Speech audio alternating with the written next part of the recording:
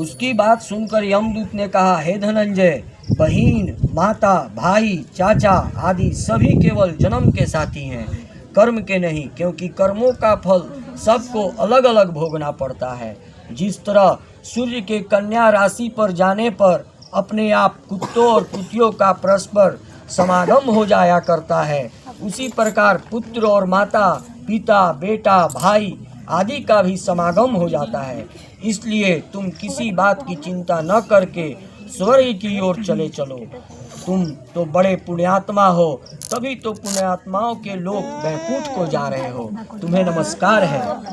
ये बड़ा भाई पूछलस ओकरा से, दूत लोग से, तो दूत ही कह रहे कि तारा के नमस्कार बा, तू बहुत संत आदमी बाड़ो, यही से स्वर्ग लोक में जाता रहो, चुपचाप चलो, उन्हें मत सोचो।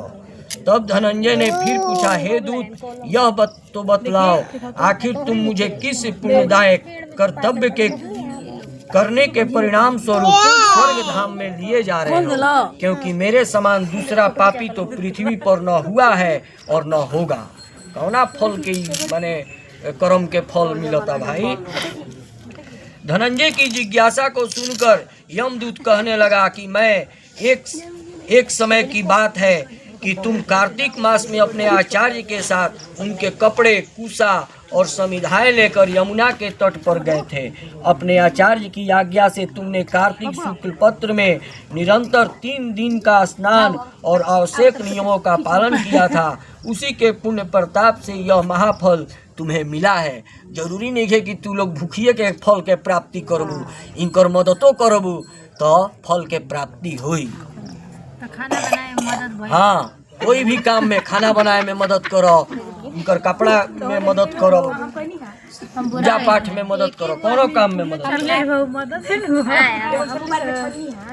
एक दिन के स्नान करने से जन्म मरण की झंझट से छूट गए और दूसरे दिन के स्नान करने से यह अक्षय स्वर्ग तुम्हारा आना हुआ है। उधर तुम्हारा भाई नरक में जाकर यम यातना सहता रहेगा।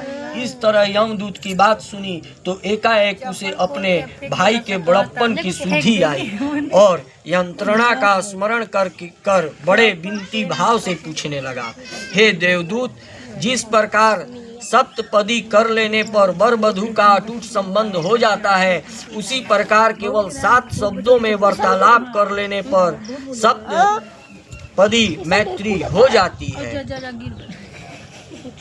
बात विचार कैला से भी मित्रता बढ़ जाला। अगर 10 मिनट बतिया लेनी तो अब तुम हमारे मित्र हो, रास्ता चलत बतिया लेनी।